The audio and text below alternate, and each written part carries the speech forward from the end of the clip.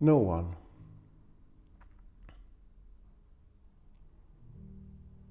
No one comes back to open the door.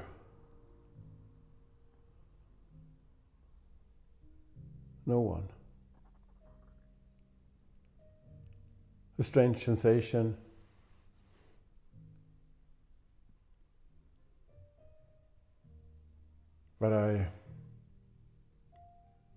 But it's my guess that that's how life often lacks animation.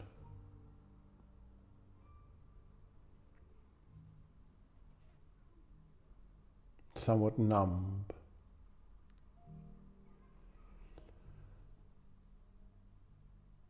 A little bit past tense.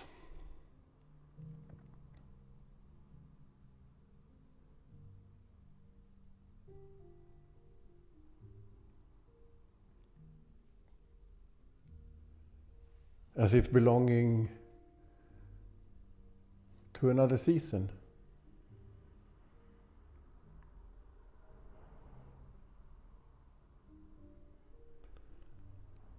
Yesterday life. Even if,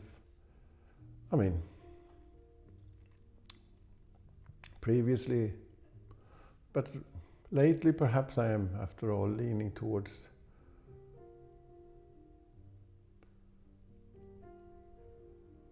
wouldn't say that I agree, but I can take in the perspective. One has to appreciate the small things. Life's small things. But whose small things? And who is to decide when what a small or a big thing in life is? Are things that are for free smaller than things that come with a price? Luxury items, they are oftentimes quite small.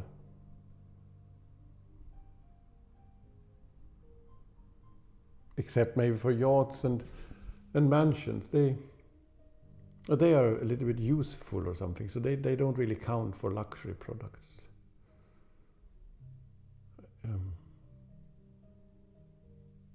Curious though to observe how luxury items entertain a very prominent position on secondary markets.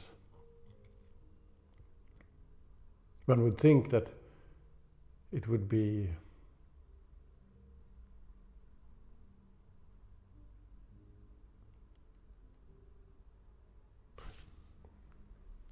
like when you to acquire something, to obtain something, that the moment when you have it in your hand, in no time its value decreases, like as in a flash. In comparison to a diamond necklace that you can be sure will maintain its value for generations, or an exclusive apartment, a luxury condo that a real estate broker ensures you will double its value within months.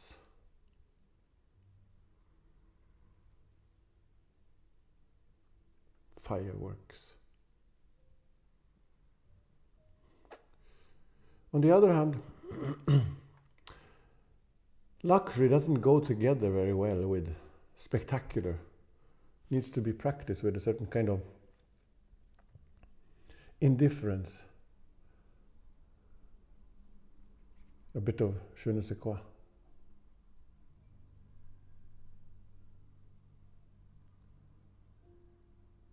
Things for free often attract less attention. And is that what makes them small? But somewhere it all flips. A gift, for example, is after all for free, but can be associated with a lot of value.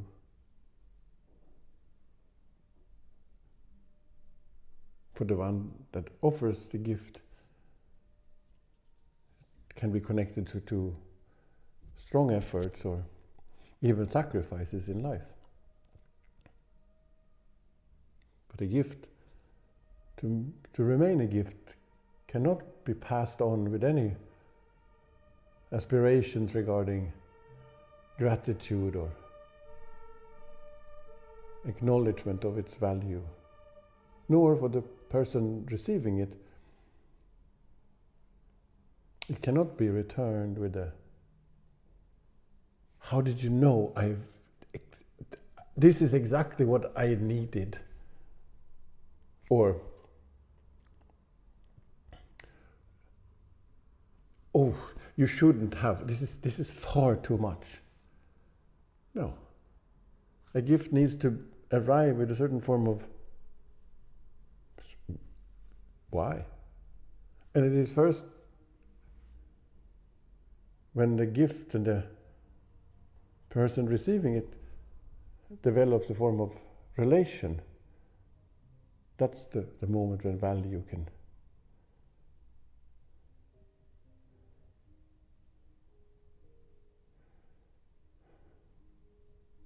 Children is perhaps the best and the worst example. They are, after all, for free. And production value is not exactly at the same time life's biggest gift, and they don't exactly come with a return policy. It also doesn't seem to matter how many, as if practice doesn't wear out the uniqueness of either of them. The small or big things have to do something with durability.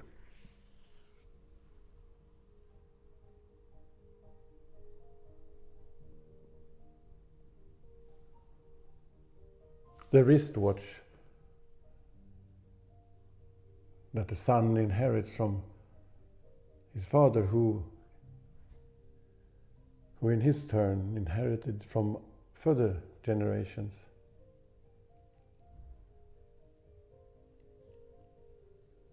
The little thing obtained through choices against life's excesses.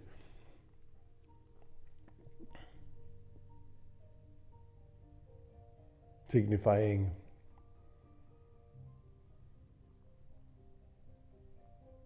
a loyalty and commitment of having stood by, having held the fortress, durable, and at the same time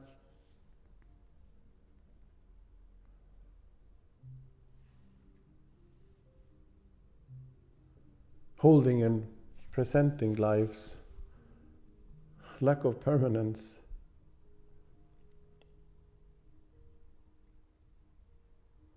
An inherited watch is a small big thing, and perhaps a big small thing.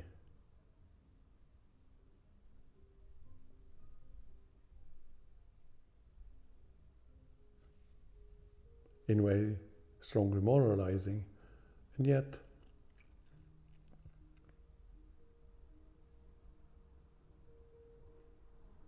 it's still never a middle-sized thing. Maybe at some point it was a quite ordinary, but nowadays, who keeps a job for decades? I mean, but maybe our societies Perhaps we have forgotten about loyalty. Perhaps society has grown into something that is incompatible with commitment. Or maybe it's just capitalism that has turned, has grown so greedy. It can't even afford giving us frequent flyer members a gift towards the end.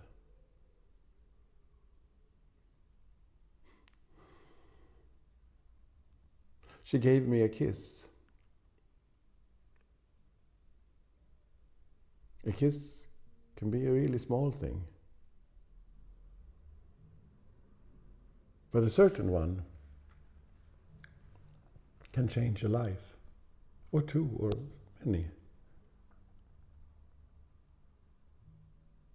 And after that first one, kiss, we couldn't, or they couldn't stop.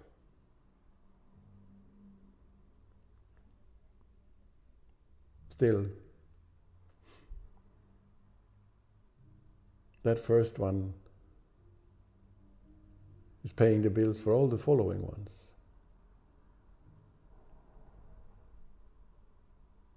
But then,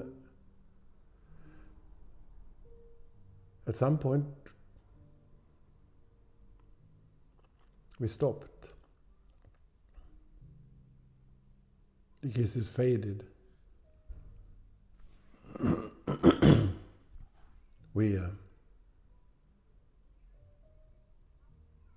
Maybe we got bored or a little bit too self-conscious about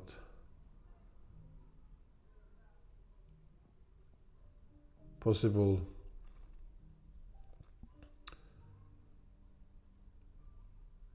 awkward breath.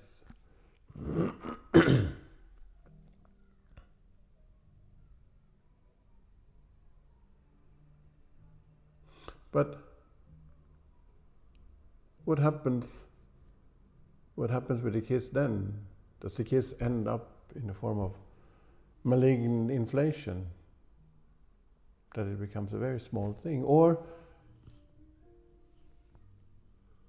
does that rare kiss still exchanged grow exponentially in value to become something very, very big? We remember our first kisses. Maybe several, maybe that one, maybe several. The one behind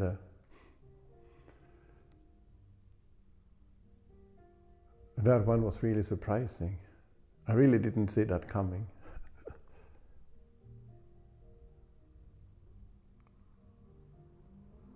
And that one.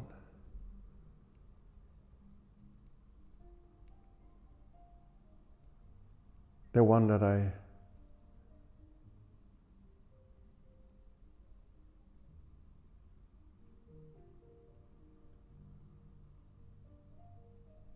longed for.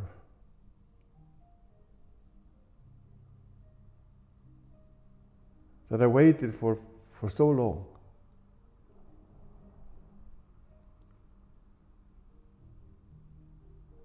Maybe some of them were a little bit disappointing. Probably mostly because of oversized expectations due to a little bit too vivid fantasizing.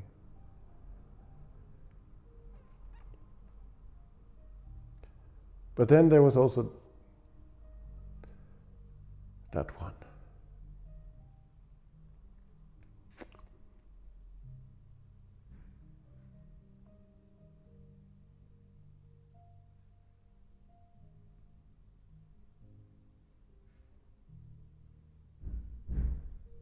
Not that it cancelled out the importance of the other ones, on the contrary.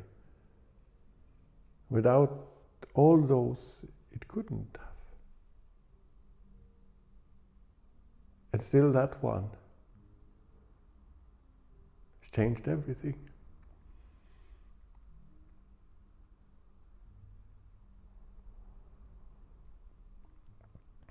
I hope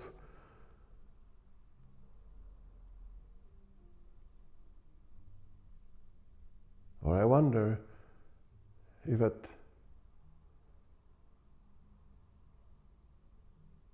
I will recall the last one. And I wish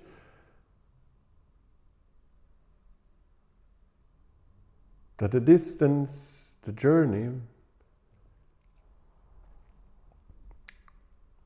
between the last one, the last kiss, and my last breath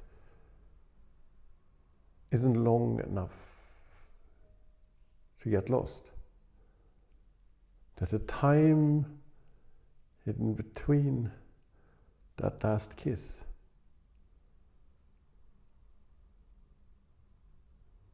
and my departure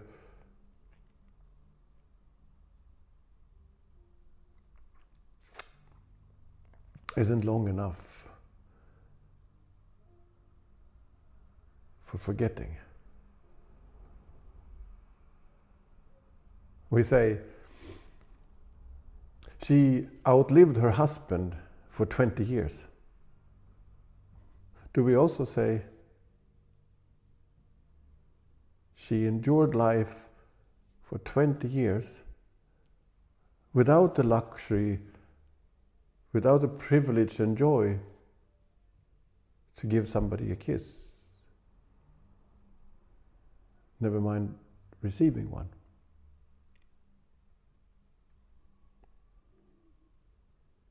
God welcomes everybody.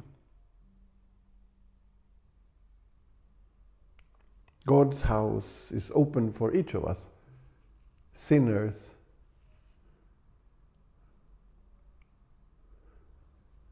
liars and criminals included. On the door there's a big sign saying, "Tout est gratuit." There's no entrance fee. And then you're supposed to cultivate your relationship with God. But then isn't it all peculiar that even if it's for free, even if we are all welcome, we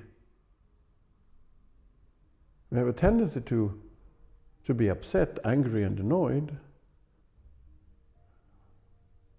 when he or she or they,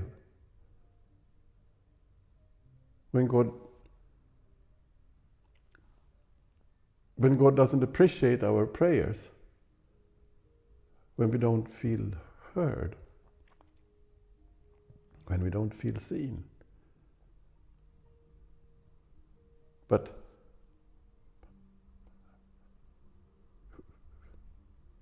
who are we when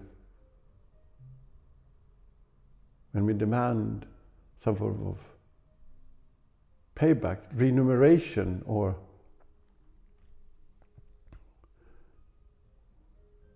when we haven't? It's not rocket science that there's no interest rate on for free. And everybody knows that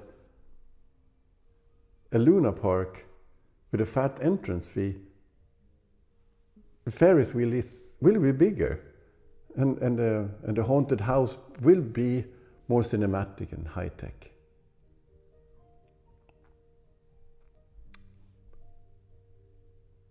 But concerning God,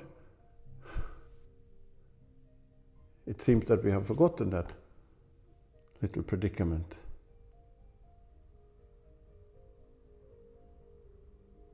For free. But does that mean that your relationship with God and your faith is a small thing?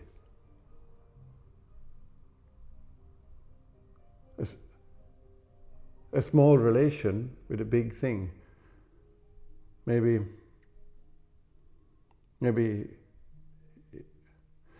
we all learn that God is a huge and enormous. The creator can of course not be big, but maybe it would be better if it was the other way around, that it was the relationship that was big and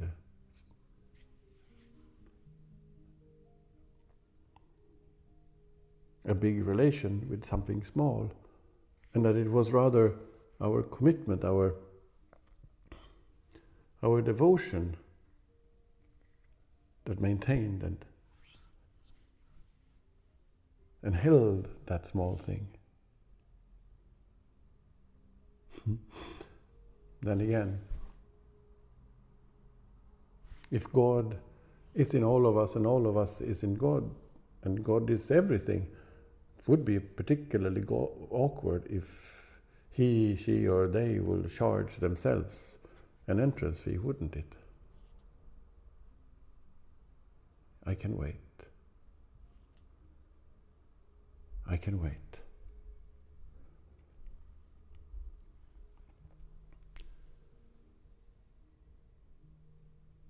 She asked me to hold her hand as a request, a small thing. But for who? For the one being asked, it might be a very small thing. Sure, you can. Of course, let's try. But for the one asking, it might be associated with overcoming quite something.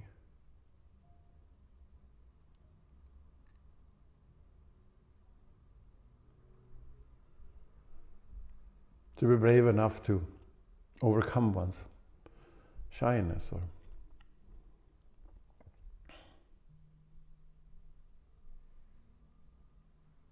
take on the commitment, even though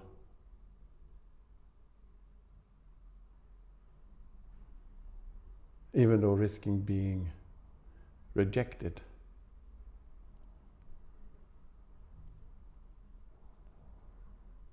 Still, evidently, the response can define two lives to come.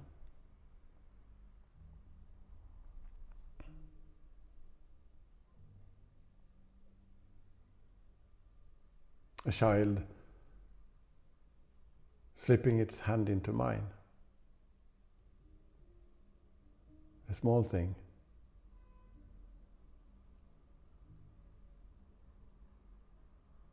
Innocent and done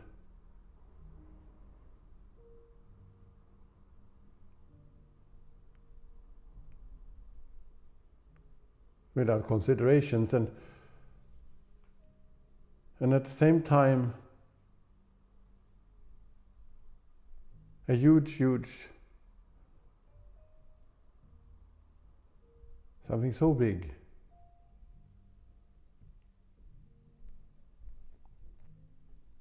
A small request. And a gift whose size cannot be measured. And something that I have to take on without whatsoever consideration of responsibility and morals. I can wait. I can wait. At the end of the fence, I can wait. Nor responsibility nor morals can wait. In fact, they are really bad at waiting. And perhaps the opposite of exactly that. But I can wait. I can wait.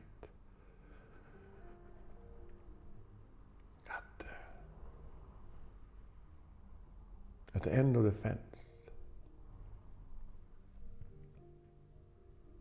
is waiting a small thing For the bus, it's a rather small thing, but it can be experienced as something really, really big. For love, one can wait forever, but such waiting cannot be big, cannot be an effort, especially not a big effort. I mean, if it's love, and that cannot be an effort. I mean, if it's felt like one, perhaps it's nothing else than a bus being really delayed.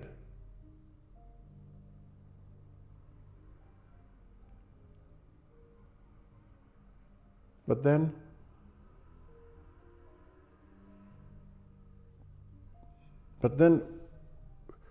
when that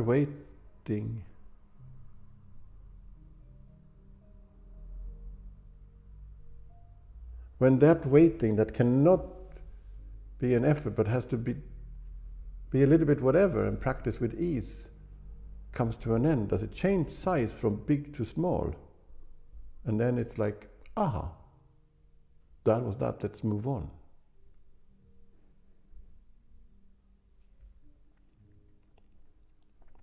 And when the person waited for comes back, oh, you've been waiting for me. As if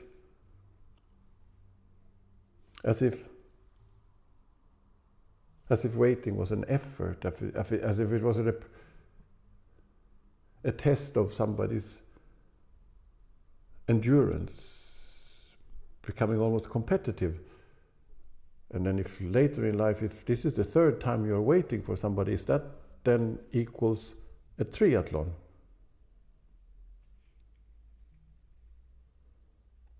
Oh, only for 2.5 years.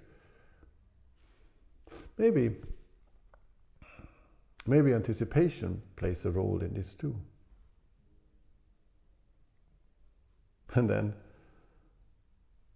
And then there he or she is. What happens with the time of waiting then?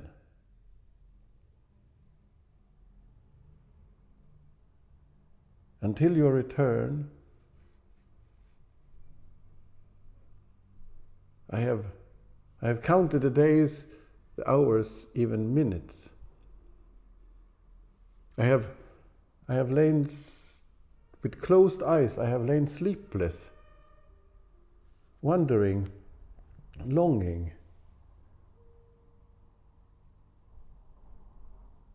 worrying that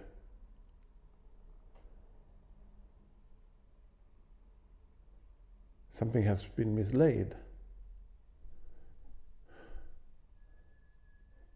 Fantasizing about the moment when we will be reunited. But what is that time now? What are these feelings and emotions now when they must be nothing now when you are back? They can have no value. And yet, all I had when you were away was the waiting and the anticipation of your return. Waiting is what kept me alive. Waiting resonates of passivity. Waiting is the definition, maybe not definition exactly, but waiting is a little bit the definition of, it's the opposite of suspense. Suspense is postponed time interlaced with creeks and rivers and pathways. When time is bumpy, crooked and cracked like dry earth after an extensive drought.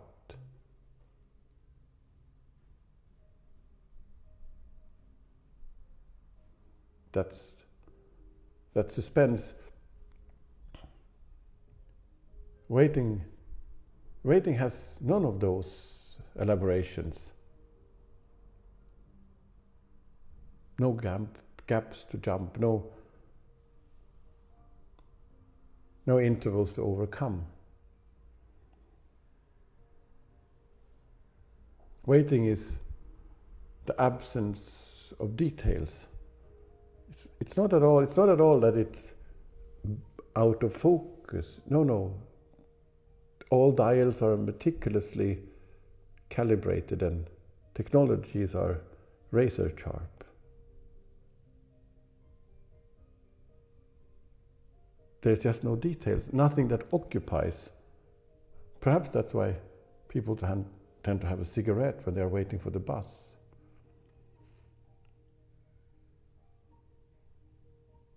It's a means to reinstall details. No, the cigarette, or of course the activity, is in fact a form of disavowal. Smoking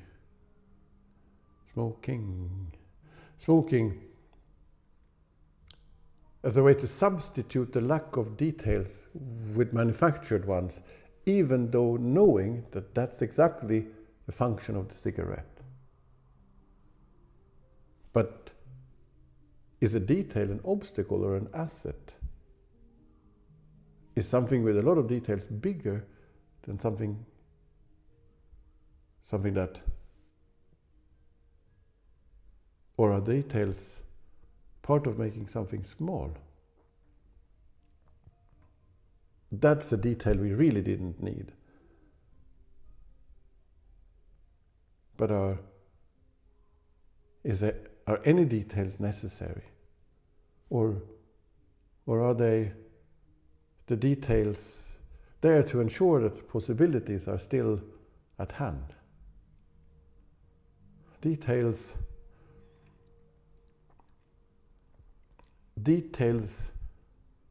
is a means to postpone permanence. There's definitely a difference in between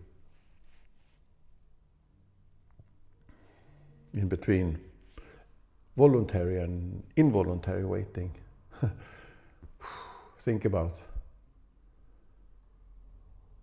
one of those days when you're maybe not at your very best, and the person who's been waiting address you with a soft, calm and soothing voice. After all the time I waited for you, how could you? How do you respond to something such? What a terrible stalemate. Maybe it's not the moment when you should ping-pong the comment back with a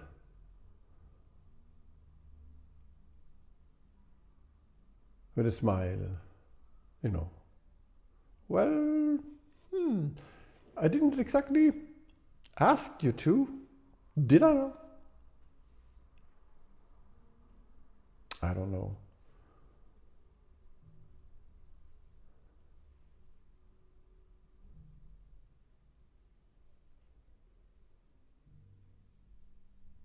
But perhaps involuntary waiting is the same as grief. Or maybe grief is that specific form of involuntary waiting when you can't stop waiting, although you know that the waiting will never come to an end. Grief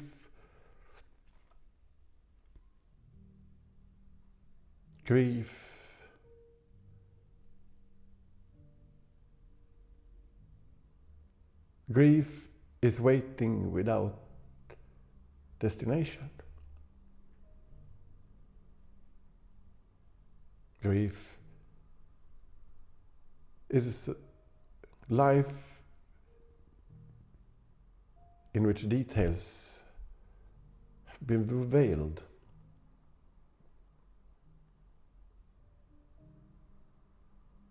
You can still sense them, but as if through a haze. You can, or like it's as if you had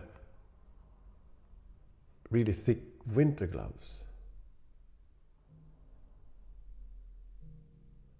Ghost details, perhaps. For every moment lived, an amount of future is subtracted. Young people have, I don't know if they possess it really, but they have more futures.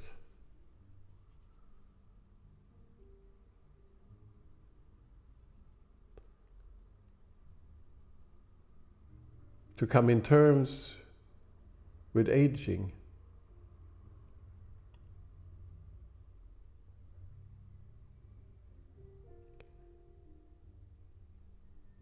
overlaps with befriending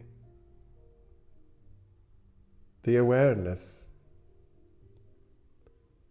that sooner or later one's future will come to an end. It's kind of beautiful to think about. Oops.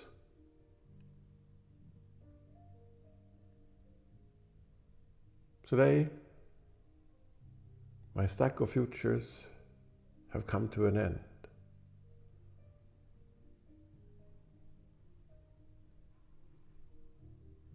I just turned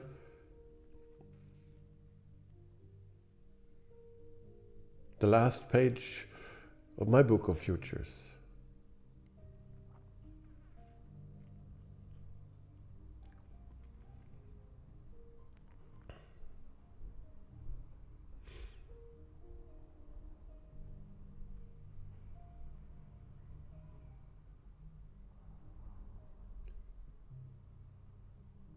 And yes, it's time for me to say au revoir, farewell. I'll stay put here, and you move on and make sure to capture your futures to come.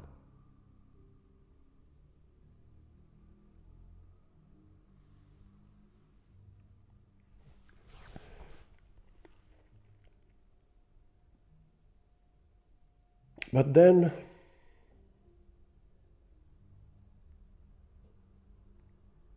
what happens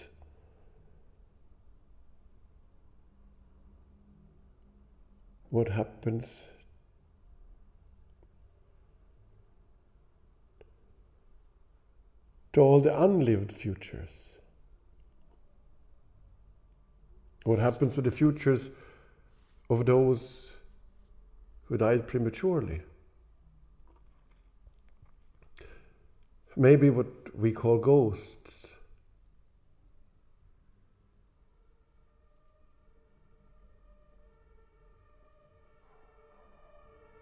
Is the futures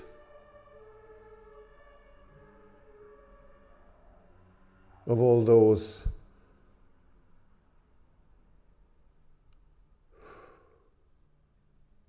who weren't allowed to see their stack come to an end,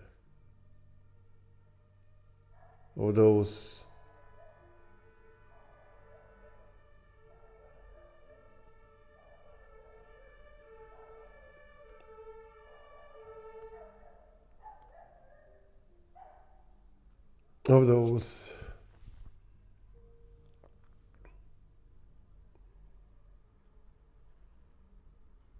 who didn't have the strength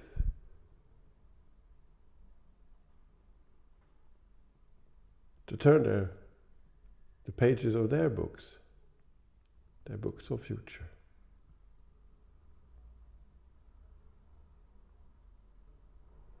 There's one thing that can't be allowed, even if we ask kindly. There's one thing, even if we ask kindly.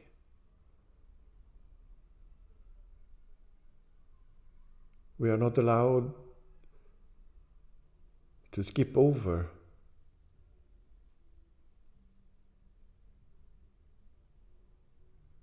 a chunk or a part of the futures that we have been assigned.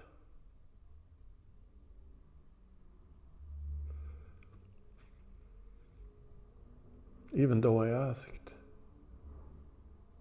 so very kindly and so many times.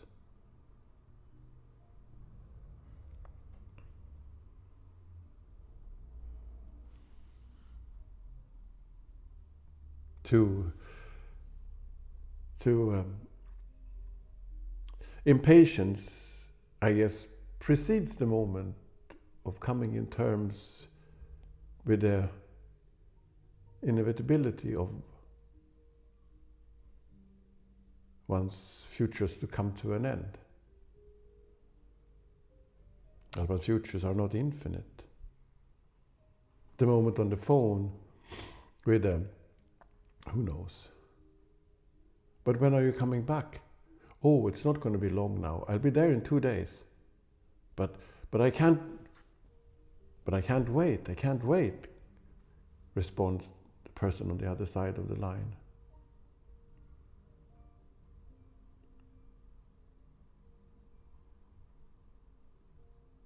What a weird thing to say. I can't wait. What a weird thing to say, even though of course it feels good. But then, and somehow you ought to, even though everybody knows that of course you can wait, you won't die or disintegrate. And if you would, the waiting would be in vain in the first place. And I mean,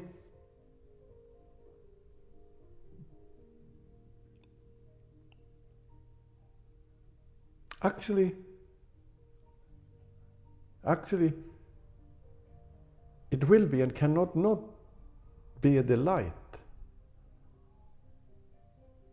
Because what you're waiting for is such an extraordinary something or somebody. Yet if you don't wait, it's like you don't care, like you're indifferent. An intricate twist. Moments when waiting grow and beyond scale.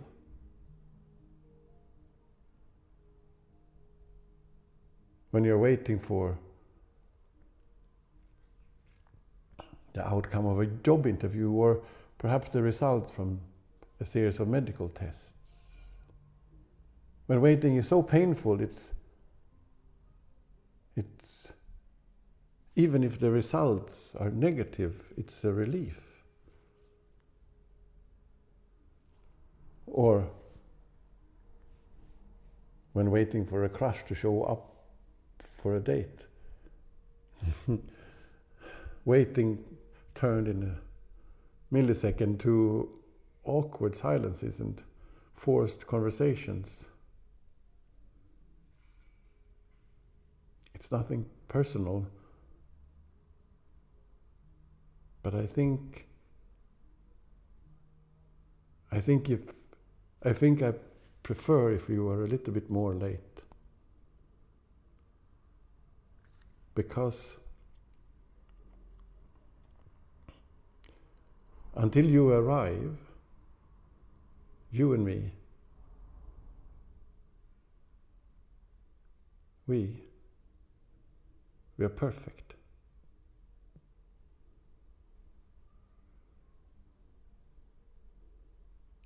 It's not long now. I'll be there in 2 days. But I want 2 days to be long. Because every moment when I wait for you, I feel a gentle glow. It makes me brand new and I feel like freshly brushed teeth the whole day long.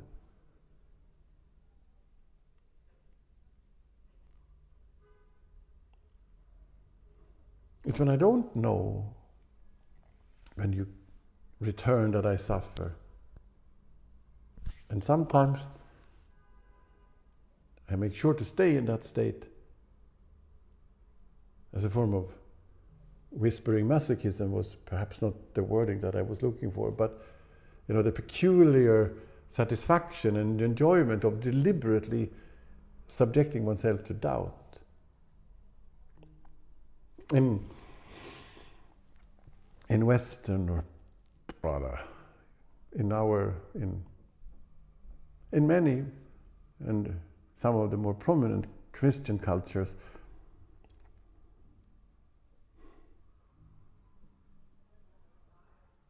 waiting is carried by the individual.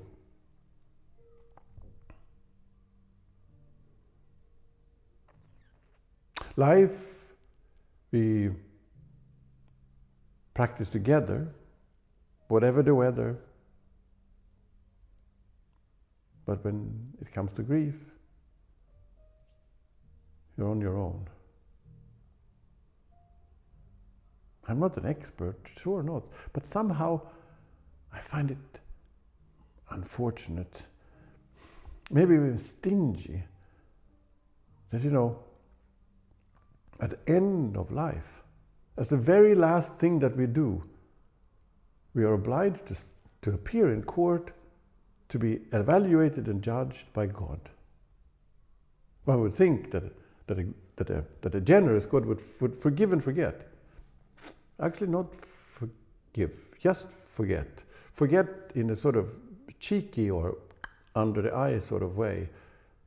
I know that you know that I know, but I will anyways forget. Because to associate with because to forgive still acknowledges that something might not have been exactly as desired or up to standards. The father, the parent,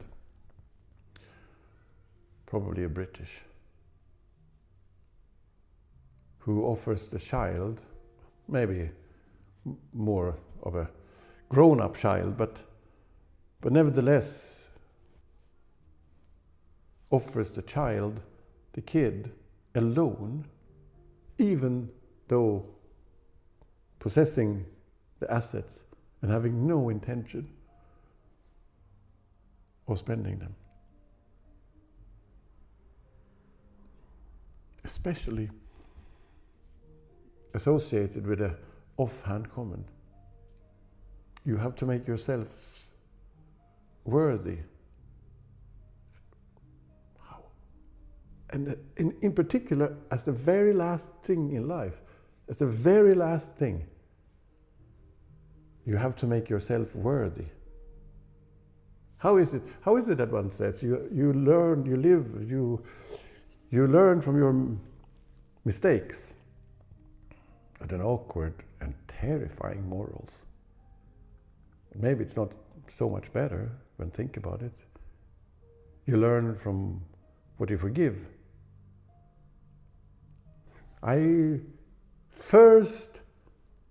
When I need you to acknowledge that you have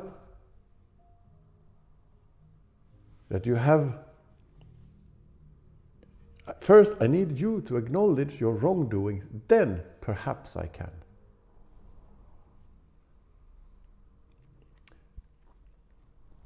I will, but only when I've seen you suffer the consequences of your actions. Then. To forgive is, however noble, still an engagement with power and dominance. Whew. People that are proud of their ability to forgive, that swim in the righteous appearance of forgiveness, rectification. What an absolutely awful notion and proprietary. Forgiveness must and cannot maintained, cannot be private. Forgiveness is not something that you receive from in a passive manner, nor is it something that you simply give,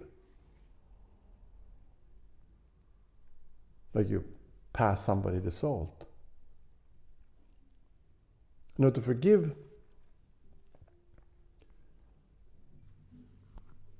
is different. It requires a standing back from oneself.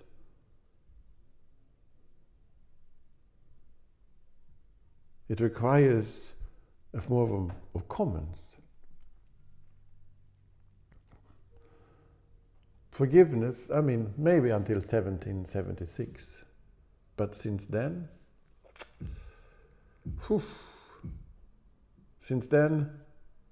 forgiveness has really been on the Trans-Siberian capitalism. And you know what? Already before it found its proper coach, it managed to swap forgive for transaction. Forgive turn transaction. That terrifying moment when forgiveness speaks, oh, and by the way, what's in it for me? As if forgiveness was a good deal. But I need closure. What? Another of those, at least to me, American things. And who came up with that? What an utterly one-dimensional therapist. Really.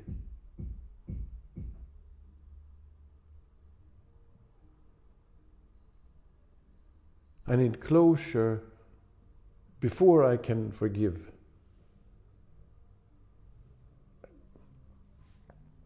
A terrible address to reason. Or I need to understand, to be able to causally follow step by step, and then perhaps an extremely regulatory understanding or approach to loss and grief and trauma.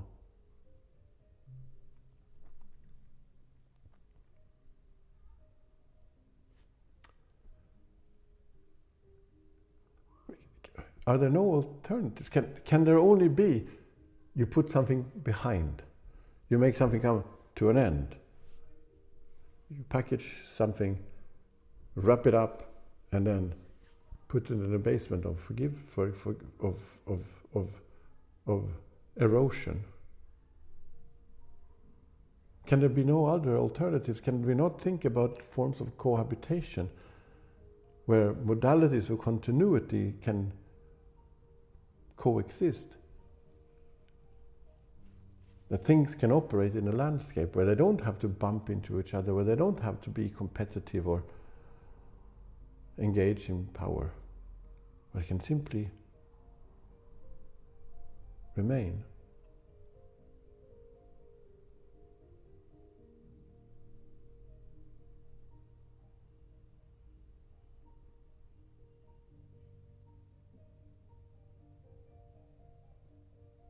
I had a Chinese friend long ago. He helped me a lot. And he always signed his emails with "Remain." And then his name.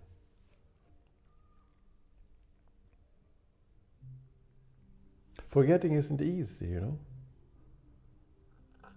Because it cannot be active. It's something that has to be practiced without determination. It's also way more complex than forgive, especially for Americans, since it doesn't include forms of, this doesn't include transaction. Forgetting is, to forgive is to make something come to an end, whereas forget is to engage with some form of movement. A dispersion a concentric movement through which elements, details, fragments and connections and whatnot move so wide, move so far apart, that at some moment semiotic coherence cannot be maintained.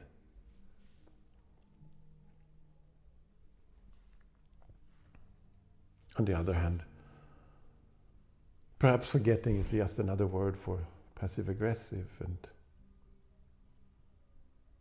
active forgetting is another word for repression. Proper forgetting has to happen in two steps. There is first you have to forget, but then you have to forget. And then it's first after the second step, when you forget what you have forgotten. That's the moment when I free myself from forms of exchange of guilt. Once I told a friend, or maybe more an acquaintance, I can't remember the context or why, but it was a party and it was not very late. And I told her this story I tried to, about a guy who had a child in the same kindergarten as me. But before I had reached half through the anecdote, the acquaintance just turned to me and with a way too loud voice, was like, "Of course, he just wanted attention." So annoying. And then she made sure to tell me that the guy, I think she even called him the dude, that he and me, including me, was complete losers. Me, because I had bored her with such a mediocre anecdote. I didn't say anything more, but not because I didn't want to. More because, well, she had already started to talk with somebody else about something else that apparently was way too much more exciting. Although it came across as the opposite. The guy who had a child in my kindergarten, in the same kindergarten as me, he, identifiable as a cultural entrepreneur, a sort of, not an artist, and neither a manager, but you're familiar with the type for sure. The guy, in any case, he, at times, when picking up his kids, at times he showed up in one of those fluorescent jackets, the kind of jackets that city cleaners and garbage handlers are obliged to work, as sort of too orange or some other unidentifiable color, if color is even something that qualifies. And of course, attention is the easiest association. How could it be otherwise? Hello, here I am, can you see me? And so on and forth. I want to be loved. But through fragments of exchange that never ended up being, never came to be a proper conversation, he informed me, or perhaps better, that he let me know that, in fact, for him,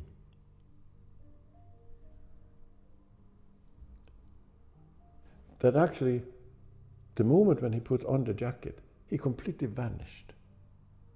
From then on, everything was about the jacket, and he, although the jacket was the perfect size, he completely disappeared. For him, the jacket offered a form of anonymity. An anonymity that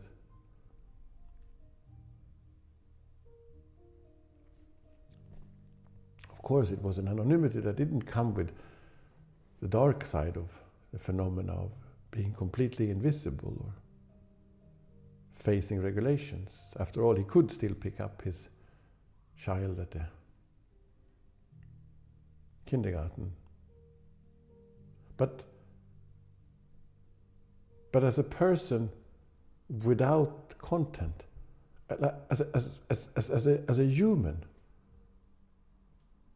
a human without content,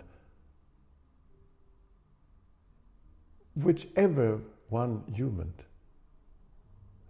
so just human. Of course, I can say that this is a form of privilege, and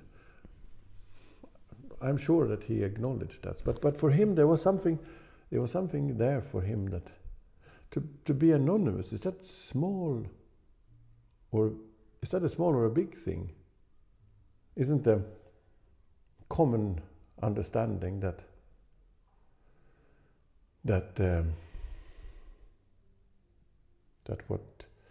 anonymity implies a subtraction, that something has been taken away, removed, redacted, or otherwise. Thinking about Freud, that anonymity equals a form of lack. And when we are anyways at it, maybe it's all Marx's fault, actually. I mean, at home, off hours, when spending time in nature, you're a person and you have agency in regard to personality. But when you are at work in the factory, you are alienated and one of endless interchangeable and anonymous workers. In nature, by the way.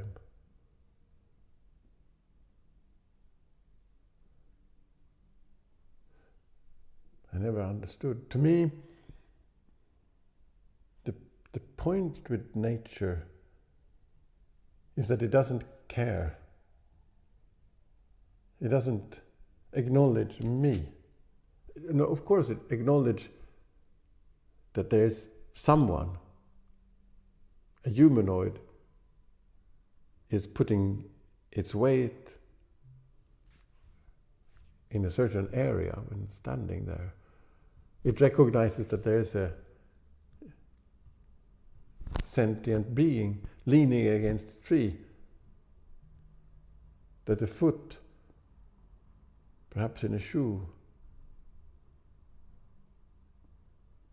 makes a sound because stepping on an old branch that cracks. Acknowledges that someone is watching the dance of the leaves on a particularly from some tree. But nature is utterly and completely uninterested in me. Doesn't confirm me and doesn't need me to confirm it. So leave your ornithological encyclopedias at home. Because spending time in nature is also a permission to not be occupied with yourself. It's spending time with one's own anonymity. On the other hand, it's also possible to regard anonymity as a stage just before possibility. I mean, in the sense of becoming identifiable as either this or either that, possibly this or possibly that. So anonymity then is a moment of living all possibilities and impossibilities at the same time without choosing any of them, but all at the same time at every moment.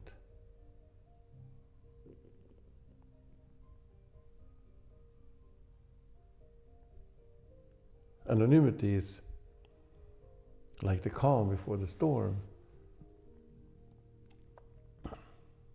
The moment just before something picks up speed. It's neither explosion nor implosion. It's just plosion. Without prefix, just plosion. When something becomes possible, possibly this or possibly that, necessity is crossed out. Possibility is not necessary. It's possibly this or possibly something else.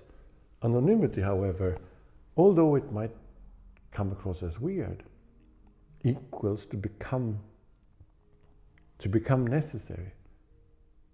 But not necessarily this or necessarily that, but just necessary.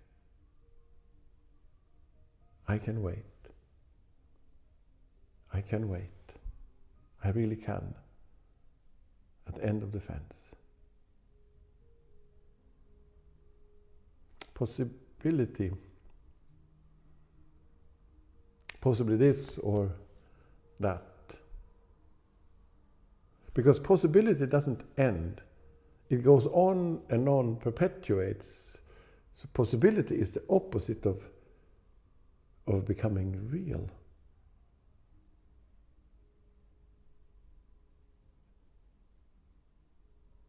It's between one and the other, or many, and the real is exactly to withdraw from possibility. Possibility is the very absence of being genuine. To become anonymous is then equal to become real, and maybe that's why, at least I fear a little bit, at least, garbage handlers and city cleaners, because anonymity neither communicates possibility nor asks for a choice, makes no proposition, and therefore makes me experience my own possible anonymity, my own possible erasure. However, anonymity has nothing to do with erasure. It's rather the contrary. It's a matter of becoming full. Anonymity is becoming completed. Completely full and fully completed. And without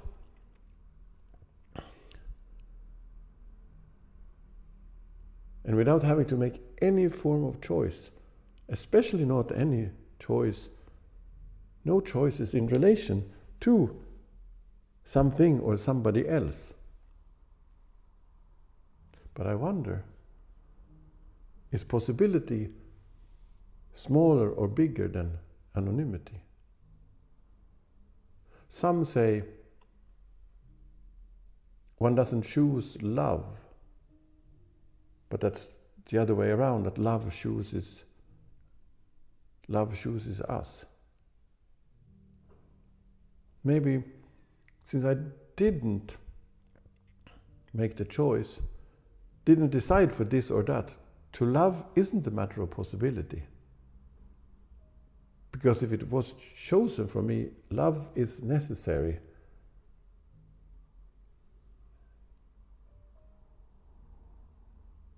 To love is simultaneously the fear and the bliss of experience one's own anonymity.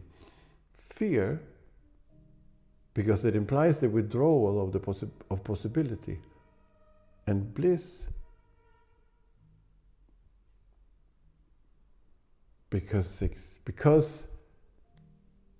equals becoming necessary, becoming one, becoming here and now, and without a choice, being here and now. Love has no reason, only necessity. So when I say I love you, I'm given a little, maybe even a very small, still an interval vis-a-vis possibility. pretty remarkable, isn't it? That to love, possibly the most personal thing we humans do, is at the same time something that doesn't and can't belong to us. To love. To love implies to give oneself up a little, to renounce one's personhood. The I that loves you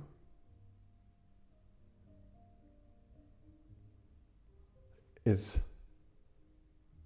and is at the same time not me, and cannot be otherwise, and never something in between. It is fully me and completely not.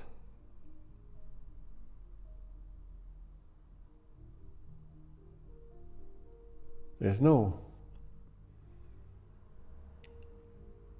gradients when it comes to love.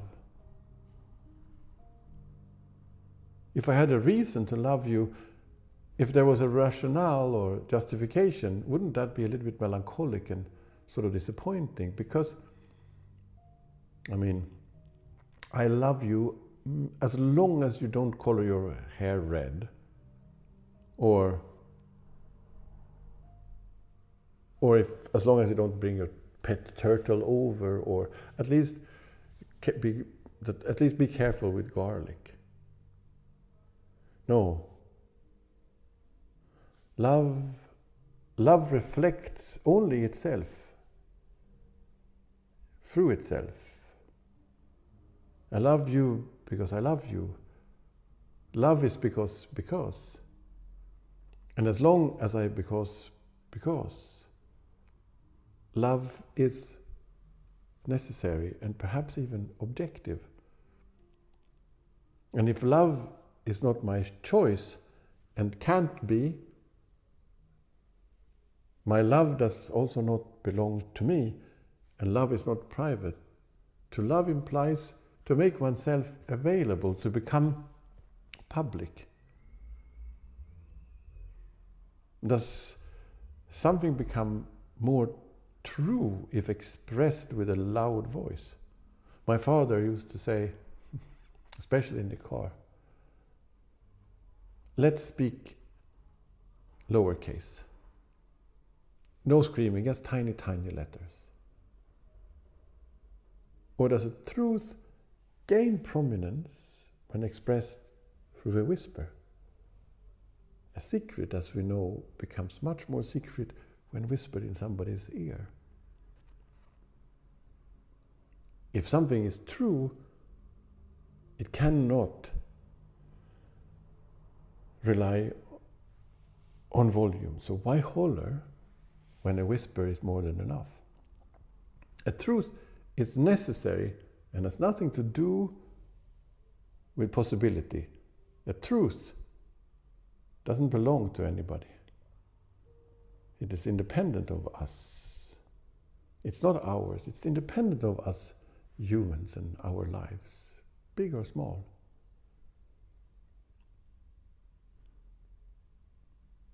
But the truth is necessary and has nothing to do with possibility. And its love cannot have anything with possibility to do, but is only necessary. And if truth is necessary, does that not then mean that because love is necessary, it is also true?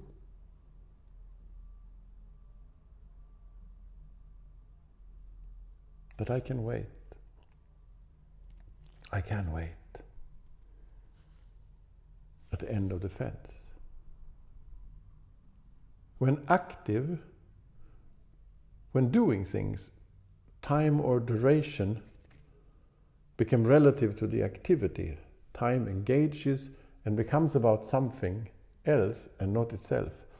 Activity is time's forgetting itself, occupied by details, engaged and with transits and forms of exchange.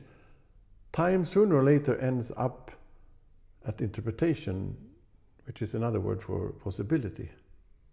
But consequently, however, doesn't that mean that waiting is similar to the experience of time itself?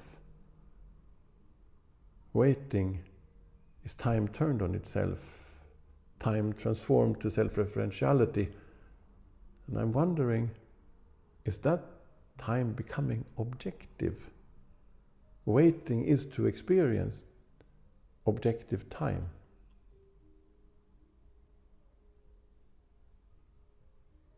But maybe the opposite is also possible. Waiting is when time becomes fully, what do you call it? Fully subjective. It's only experience. Phenomenological time, so to say. Purely subjective. Since it doesn't stand in relation to anything whatsoever else. The cigarette then is a way of offering waiting a relation, and therefore waiting becomes easily overcome. But on the other hand, if waiting is objective, no cigarette is required, because waiting turns into a stretch of contemplation through which anxious anticipation is being exchanged for indifference and letting go, or in other words, of becoming anonymous.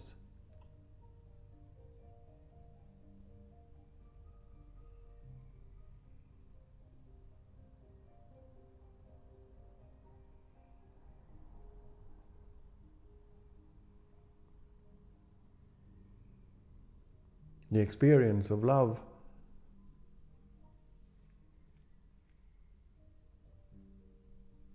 equals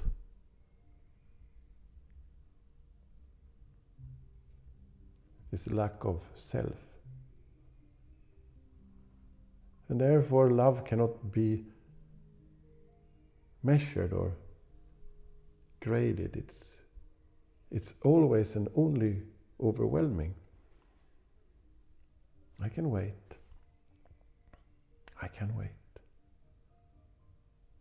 And no one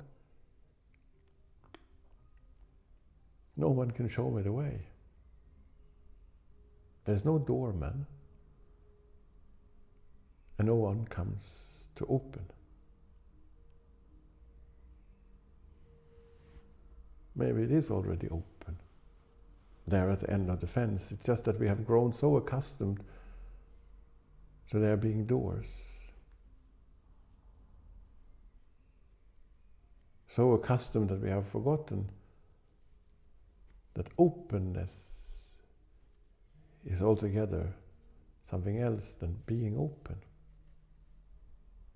After all, openness and forgiveness is looked after.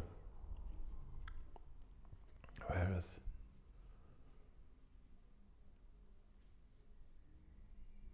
to be open is to share a dressing room with forgetting. When we hold hands, however casually on the street, does it necessarily have to communicate belonging and signify confirmation, through which together is strong? Perhaps holding someone's hand can equally function or even exist as a means to stand together, however little we have in common, being weak, staying anonymous, and yet together. Even though I don't know your name, and perhaps, maybe especially because I don't, we can hold hands open without forming bonds. To hold hands, to offer oneself, or ask for one's hand to be held, implies to give oneself up a little. To surrender and depart from transaction. To give up on possibility.